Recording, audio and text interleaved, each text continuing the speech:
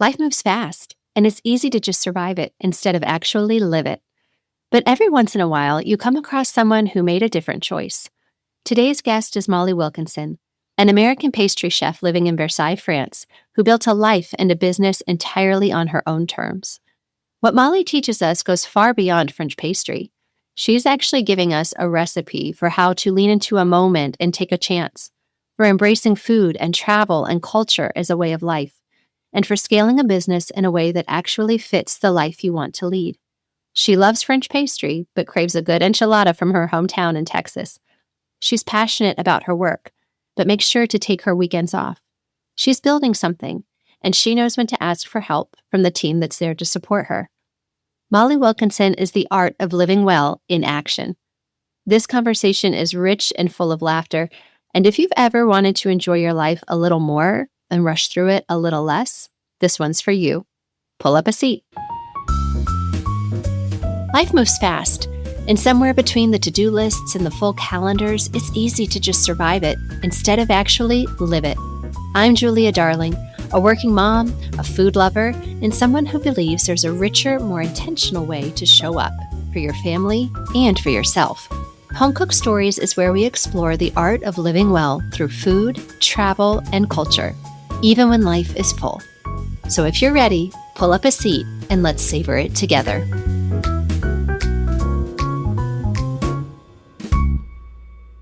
Like many people, I discovered you at the height of the pandemic back in 2020. Oh, yeah. My youngest was born at the end of February in 2020. And then, Wow. as we all know, 2 or 3 weeks later, we're all on lockdown and the world shut down. And so being on maternity leave, having a newborn, a family at 5 at home, and then coming across your content was such a lovely escape and a way to feed that wanderlust of like, we're not going anywhere anytime soon, but I can at least feel like we can connect with a different part of the world. And you're so engaging and inviting, welcoming us into what you do in your life.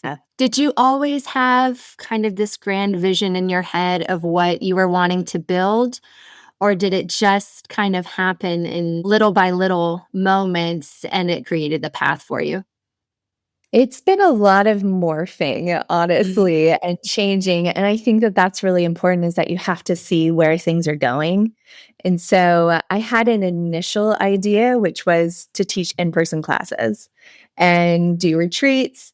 And, we moved into our apartment in Versailles in France. And I was like, I've got the perfect space for it. This will be great. And I thought really that was going to be most of it. Like maybe teach a class in the morning, one in the afternoon, and do that almost all week. And then with the pandemic, I had to cancel all of those. And I saw someone who was doing online classes. And so I pivoted really quickly within about 2 weeks and I set up online classes like a first option. And then I really solidified it in terms of how everything's working to when you sign up for the class, when you get the recipe, the supplies, the 1 hour reminder for it. I love automations, I have to say. And I also love clean customer service, if that makes sense. I don't want you guys to be waiting on a recipe. The recipe should be sent immediately. And then I've been doing this for a while now that I know exactly what people are going to ask for. So they're going to ask, what tools do I need? How long is the class going to be? Like questions like that. And so since I have been doing it a while, I can preemptively make sure that all of those are answered. I've taught so many macaron classes. I can pretty much know what question is going to be asked next in the class. And it's great fun. I actually love that because it keeps me on my toes, but I'm also watching the chat because they're on Zoom and wondering, okay, when am I going to see that particular question coming? Yeah. It gamifies it for you. Oh, yeah. That's funny. Well, and it's funny because I know you have a background in digital marketing. And so as you're talking about kind of the experience and the automation, I'm like, there's her digital marketing. Oh, yeah. My parents would be very happy that you brought that in because that was what I went to college for. That's great. Yeah, no, that background, it really did. It was interesting. It was doing digital marketing for hotels. So very different, but also there is that marketing aspect of you want to make it easy for people. If it's not easy to purchase something or find something for a class, then people are going to get frustrated. You're going to get more emails, and it's just not easy for anyone. Yeah. So I really try to think through like that whole customer journey to make sure that everyone's having a good time because baking should be fun. Yes. Well, and that's one of the things that I really appreciate and love about you, Molly. And I know you know this, but what you were teaching for a lot of us home cooks who are not professionally trained, French pastry is very intimidating to think about making it. And then not only doing that, but making it at home, just in our everyday kitchen. For somebody like me who patience is a virtue, I don't Me possess too. very well. Yes, I do think that it requires a certain amount of patience and practice. But in the moment, you're like, this is so trying for like just sticking with it. But you Yeah. do such a nice job of embrace the imperfection, let go of the perfection, and just have fun with it, not worrying about what it's going to look like in a picture. At the end, if it Yeah. tastes good and you had fun making it, like that's where the joy comes. Yeah. Well, I think we're in a tricky time period, honestly, for that and for perfection, especially for bakers, because all over social media, you see the perfect macaron or the perfect croissant. And I think a lot of my students, it's hard when they come in and they're expecting that perfection immediately. And so a lot of my job is actually building confidence. So you get to that point, and maybe you do on the first try, but also knowing and setting expectations that okay, if it's a home baker, maybe they're showing just the one perfect cookie out of the entire batch Yes. that worked out. Like I've been there, like I know it, right? I know it's going to look good. If we want a chocolate chip cookie, we want it perfectly round. We want lots of chocolate on top, like, the perfect golden brown color, yada, yada. And so you have to realize they're picking like the one thing or certain things like to show. But also, eclairs is a great, great example for this. Piping eclairs is hard. And, when you compare your eclairs to the ones that you see in a bakery, you have to realize they've been piping eclairs for hours and hours and hours, for weeks and days. So they have a lot of practice with this. And so it's kind of comparing and saying, okay, yeah, there are some imperfections. That's no big deal. I'm making them at home. It tastes amazing. I'm going in the right direction. And I think that's the most important thing, along with what I really pride myself in is that I'm teaching traditional French pastry that you can do at home with ingredients that you have at home. And most of my bakers are Americans. And so me being American, I know what, you guys have. And so I'm able to say like, oh, maybe you don't have this beautiful cake ring mold, but let's use a springform pan in the ring around the outside because that is going to serve the exact same purpose. And so I don't want my students to buy equipment that they might use for one recipe, but not for anything else. So yeah, it's a really interesting balancing act, my job. And it's a lot of cheering people on and saying, like, you can do this, and introducing methods that are maybe uncomfortable, but breaking them down and saying, we can make this easy. Let's understand why we're doing the process. And once you understand that, then you feel better about it. Your confidence gets there. So yeah, that's a lot of my job. And I've heard you say before that it was never to own a bakery one day. I think I've heard you say it was always Yeah, that you wanted to teach. So, what was it about that aspect of it that drew you to want to teach? yeah. A lot of things, actually. So I did work at several bakeries, and before that, I was on the fence. I was kind of like, maybe I will, because that's a very natural step if you go to culinary school, Mhm. is to work in a restaurant or a bakery or open your own. But for me, when I went to pastry school, I was like, let's see what doors open up after I graduate. I knew that I wanted to get the experience because that comes with repetition. And you're only going to get that if you are A, making a lot of stuff at home.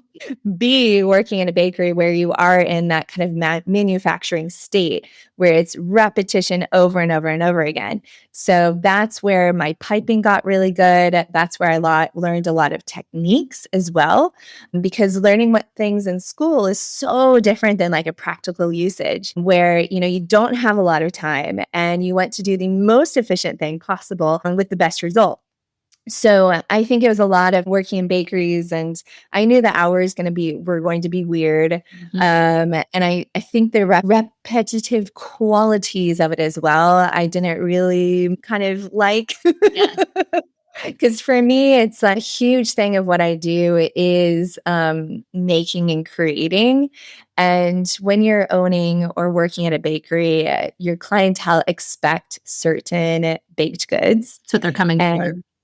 Oh, yeah. And so if that caramel eclair isn't there because you decided to change it to let's say like a tiramisu eclair, that would be fun. Then they're going to be like, Molly, I don't know about this. Or maybe they'll try it, maybe they won't. Yes. Yes. But it's so true. But yeah, a lot of it too was the stress of it. Because for me, like this is a little bit of where like the perfection comes in, is that if someone is buying a cake from me, I want it to be perfect. Yes. And so I was taking orders when I moved to Paris for a little bit. I quickly stopped that because there's so much stress. I was spending way too much time on it. I was making negative money. So Not worth it. no. And I was like, you know what? I'm going to just table that. And for me, the perfection comes in where I'm making sure that recipes work. That for me is perfection instead of the perfectly iced cake. And it's kind of a very different aspect of thinking of things. Yeah. Oh, I love that. Do you find that there's a difference, Molly? Because as you've mentioned, you offer classes in person in your apartment in Versailles, and then you have your virtual classes.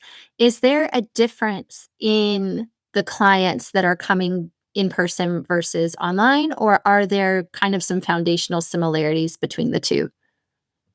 Oh, that's a really good question. I would say they're pretty similar. I have people that find me just for my in-person classes in Versailles. Maybe they just do a Google search and they find me like that. But most of my clients that come for classes have been following me on social media. They know kind of my style, my personality. They kind of know what they're getting into. That's what I wondered. Yeah. Yeah. Yeah. So I have kind of like this specific Molly clientele. And it's funny because I send them to this really wonderful shop that I adore. Like I get nothing from sending them there. But I'm like, you are going to love this place because I love it. And every time I'm there, I buy way too much stuff. So go and enjoy. But they call the people that come in their Molly clients because they're very similar, very just kind people that really enjoy baking. And I think that's kind of the best kind of love it. They can spot them as we're walking in the door. They're like, that's a Molly client. Yeah, pretty much. Yes. But I'm curious, Molly, because we feel like we know you and then we show up in your home. Is it ever odd? It's almost like they feel like they're walking into your home and they've already been there. What is that like for you to be on the other end of that? Sometimes it's really funny, I will admit, but I think that adds like this really magical quality to the class because it just adds this extra level of they feel really comfortable when they get here. And I feel like my clients too, especially because they're in a foreign country where English isn't the first language here, they get here and it is a lot of chatting and just, we're telling stories, we're having a great time, we're baking, we're learning at the same time. That being said, though, I mean, as everyone knows, you're only sharing certain things on social media. And so I know exactly what you guys know and what you don't know.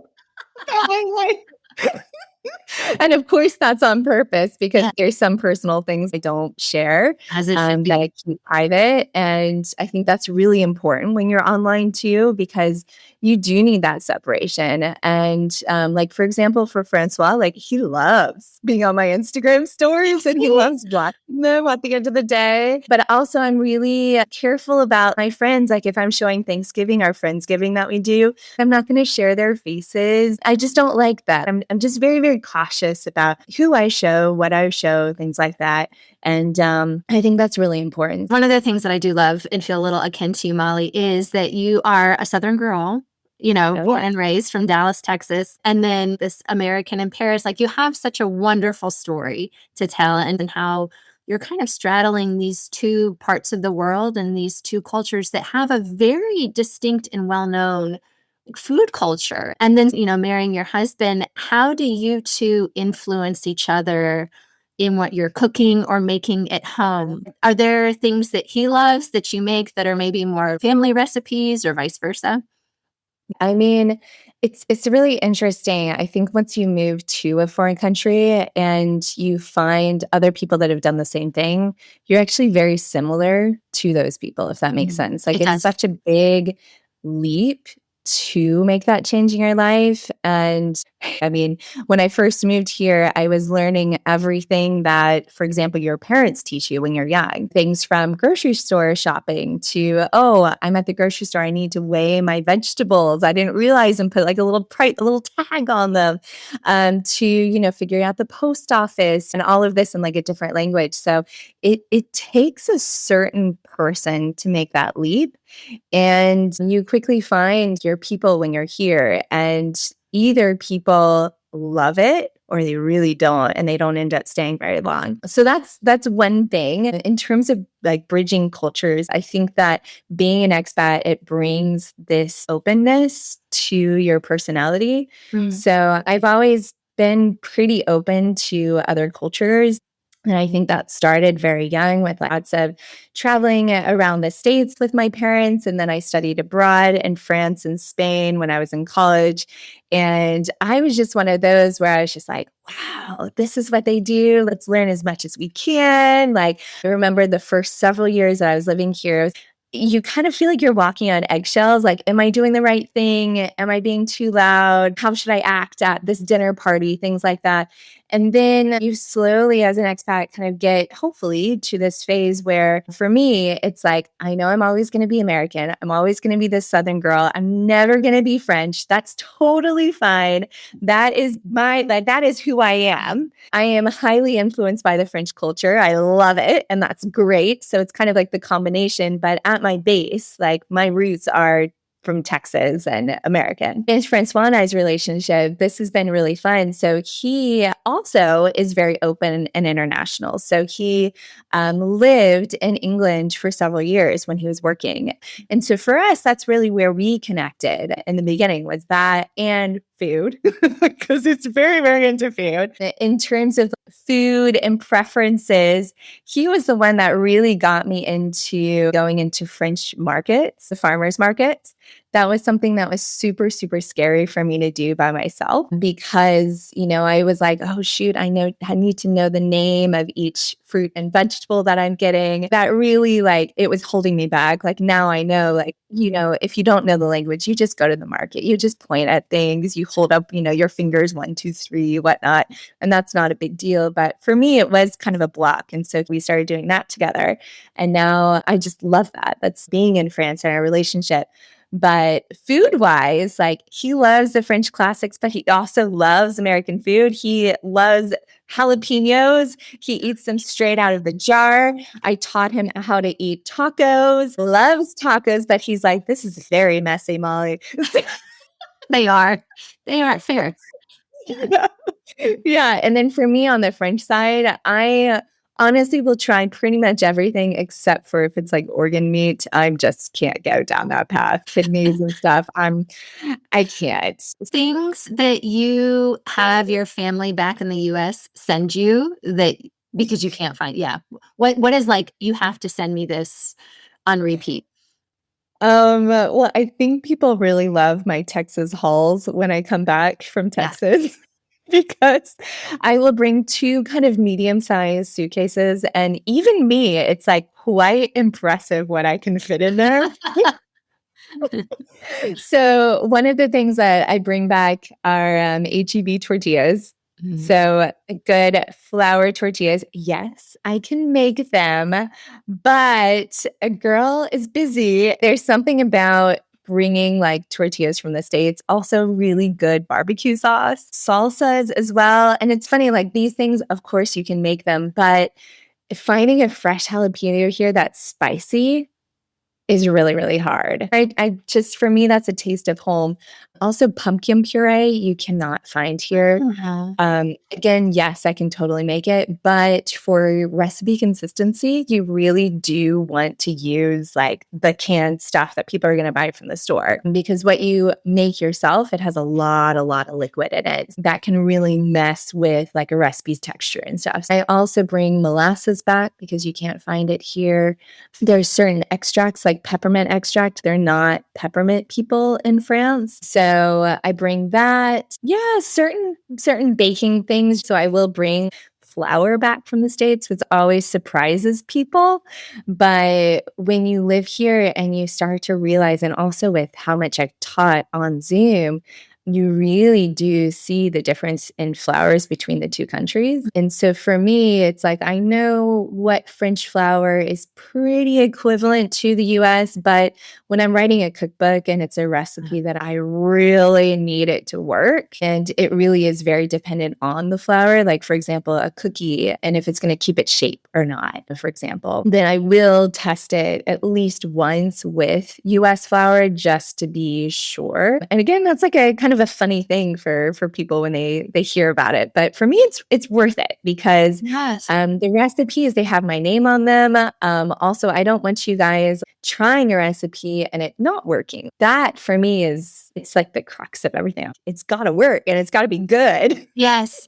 It's funny when you mentioned it, it did surprise me because you always hear about, certain quality of ingredients and elements may be better in certain places or not. And so flour was one of them. But to your point, if so many of your clients, myself included, are sourcing their ingredients from the US, you want to make sure that it's Yeah, gonna turn out the way but you want it to.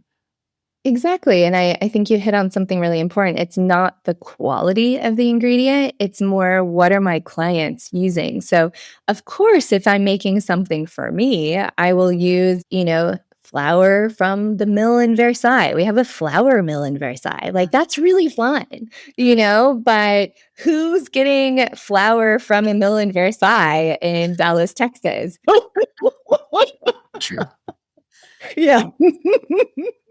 Yeah. For me, it's not writing recipes that are pressuring people to use certain ingredients. It's how can I make the recipe work for the most amount of people with certain explanations, if that makes sense. I hate a recipe that's like 1 cup of flour plus 2 tablespoons. Like, I'm like, no.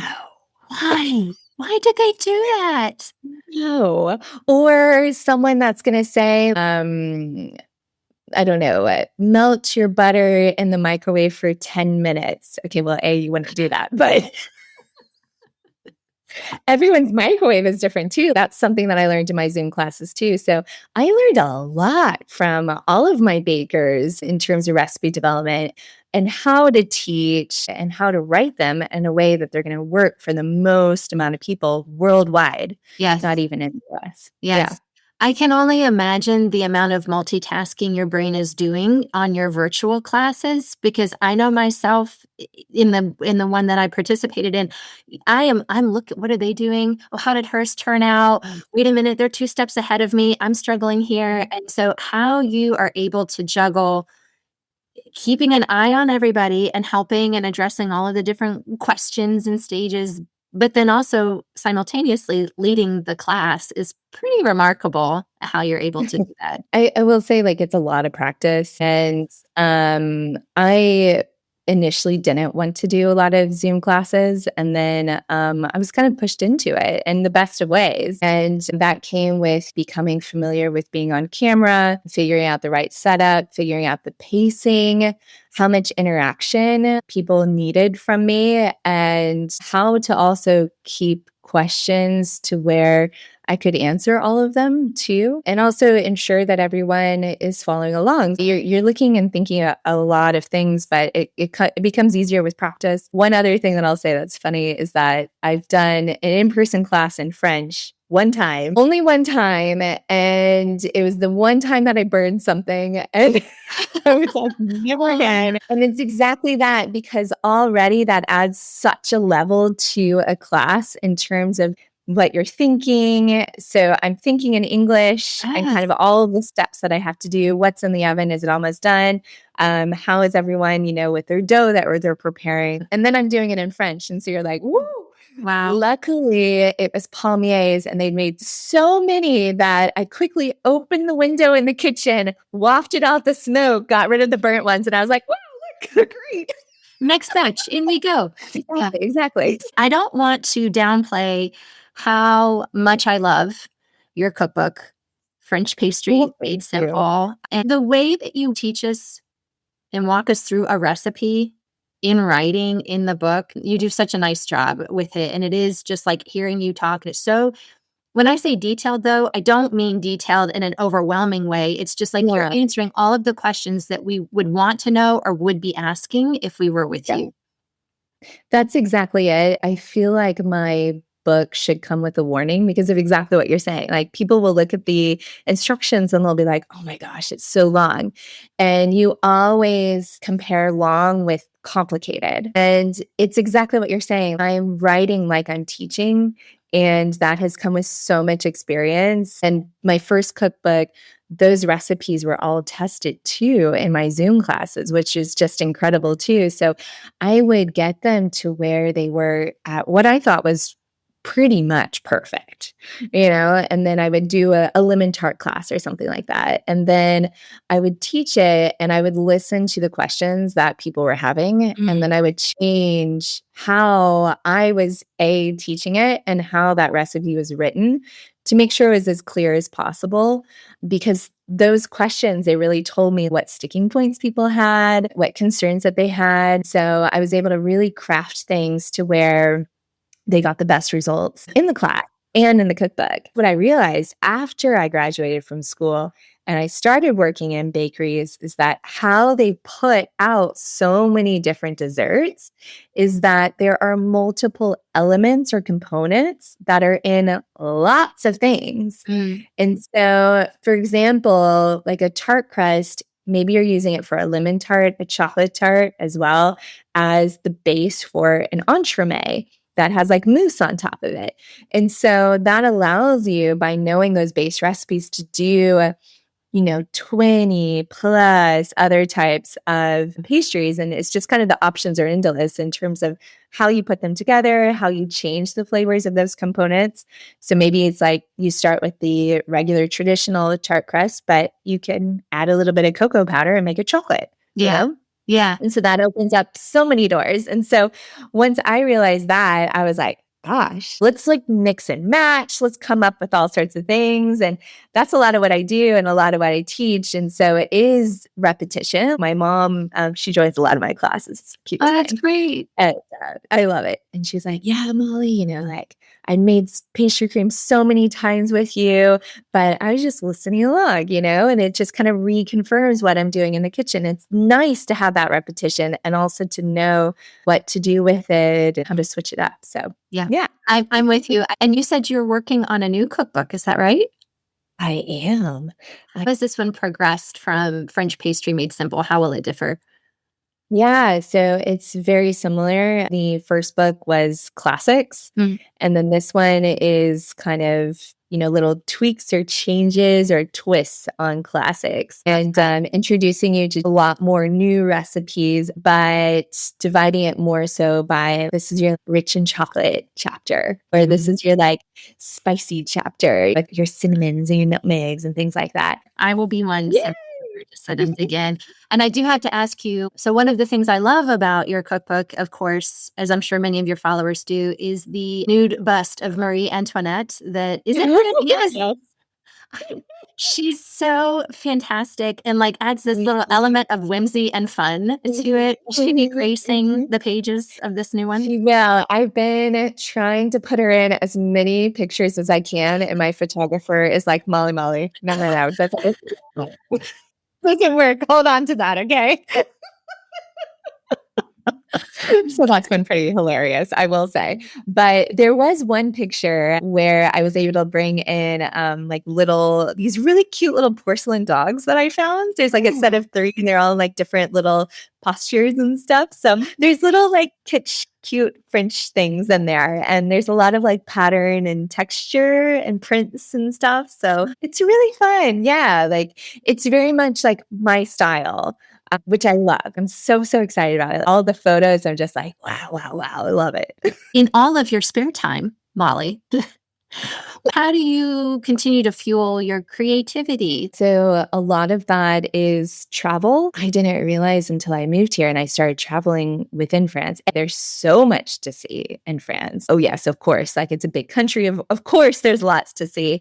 But I didn't realize how regional things were. I knew like Normandy apple, but I didn't know like little Chinon, which is in the Loire Valley. They have their specific apple wine glazed tart. Like that, and that's it in that town. That's the only place that you can find it. So I didn't realize it got like that regional, but that's been really fun. We did a year in my baking club where it was French pastry tour de France. And a lot of fun regional stuff, like this coffee ice cream cake from Toulon in Provence that no one's heard of, that's based on a play from 1930s called The Chantecler. And it's funny because I did a lot of research on that. I didn't travel to Toulon for that, unfortunately. That would have been fun. But it was a lot of online research. And it was funny because we would have people come over, like French friends come over, and I'd be like, oh, have you heard of like XYZ cake? And they're like, no. Look at you. Never heard of it. So yeah, I would be testing their pastry knowledge with their game. But yeah, that sparks my creativity. And then also I think it's really important to draw from your own creativity. So a lot of it comes from walks with my dog Elliot. Like there have been so many ideas where I'm just kind of out and I'm like, oh, like the noix de chocolat. Yeah, a lot of times they're made in ramekins, but what if we want to serve them individually and people don't have the special mold for them? Oh, we could do a muffin tin. Oh, wait, we could use a muffin tin for this other pastry too. How would I do that? And then it's really fun because I like thinking through the technicalities of like how to make a piece of equipment that might not necessarily be for that specific purpose work for what I need it to, without people having to buy stuff. So there's a lot of that. And then when I'm stuck, what I do is I go to certain categories. So it's either I think, okay, am I making something with choux pastry, like a cream puff and eclair? Or am I doing a tart? Am I doing a macaron? Am I doing something? And then I kind of take in another layer after that. So I pick kind of which one I want to work on. Yeah. And I say, okay, what season is it for? Okay, what are the particular flavors that we see for a season? And then I'll go kind of, okay, one step further, like how can I make this maybe a little bit new or different? Or is it better to just stick with the classic and the traditional and do it really, really good? So that's kind of what I do too if I'm like, if I'm forcing creativity, if that makes sense. Molly, if I could ask you a couple kind of rapid fire type questions. Sure. What is your favorite piece of equipment or tool, utensil that you use most often in the kitchen?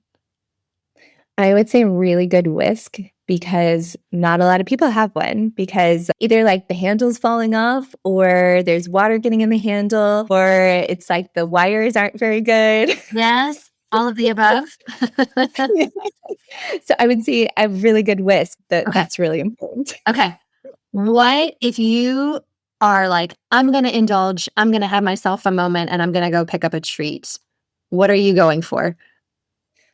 Okay, well, it used to be like anything chocolate or caramel. I will say with age, It's changing. That's another episode for another day, Molly.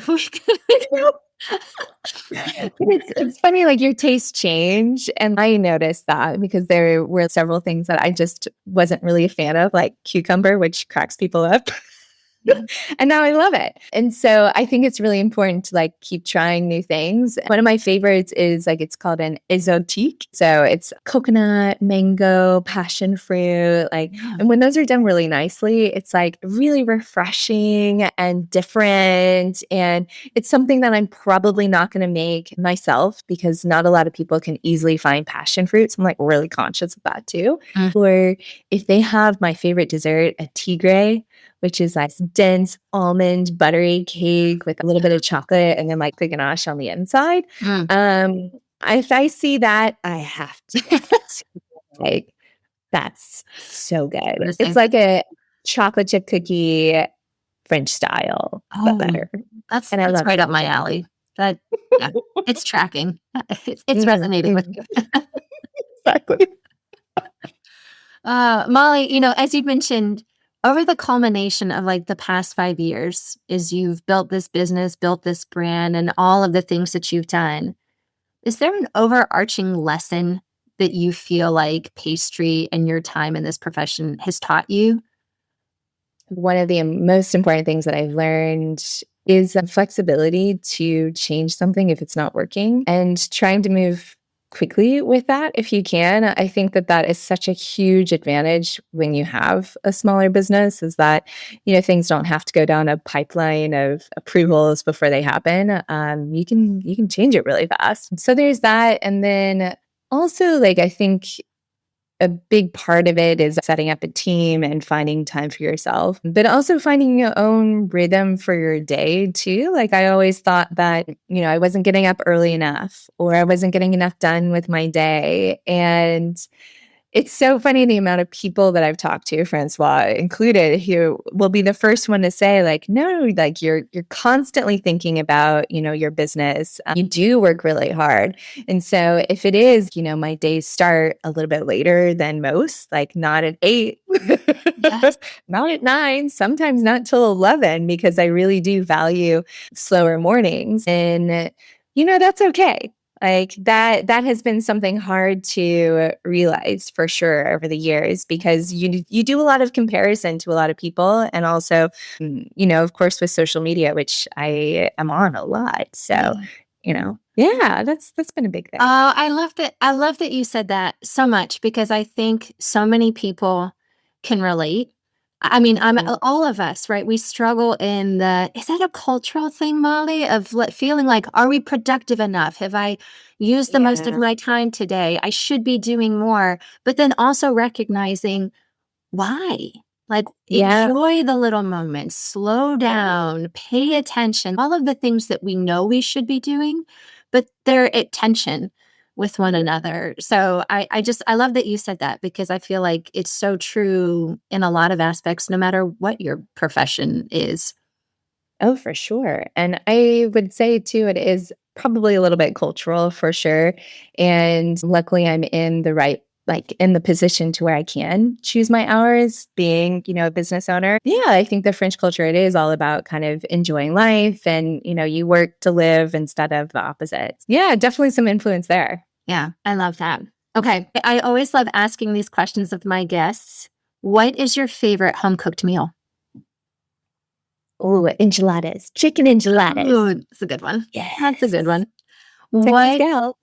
is there a favorite place that you like to go get chicken enchiladas when you're home? Oh, well, my parents love Chewy's, so that's literally like the first stop after I get off the plane. It is so good. So good. Molly, what is your favorite food city? I actually love New Orleans. I've been there several times and there's something about the culture and how ingrained it is with the food that is so, so special. And I love the spice that they bring in. I love that there's like some French roots to it. I love how cozy it is. I love New Orleans. Yeah. It has its own vibe. Like there's nowhere else in the US that I know of that is like New Orleans. And then my last one is, if you could have anybody, dead or alive, whether you knew them or not, if you could have anybody cook you a home cooked meal, who would it be? Cook me a home cooked meal? Oh my gosh. Well, if she was hanging out with me, I would say Ina Garten. Yes, I'm right. 100%. I love her so much. Me too. And Jeffrey, if he was there too. He has to come. A double date at Ina's. Yeah. Yes. I love it. Well, Molly, thank you so much. It was so nice to chat with you. I've learned a lot from you today. This has been so much fun for me too. So thank you so much for having me. Life is full, but so is this community, and I'm so glad you're a part of it. If today's conversation resonated with you, share it, follow the show, and leave a review. Every one of them helps us grow this table a little wider.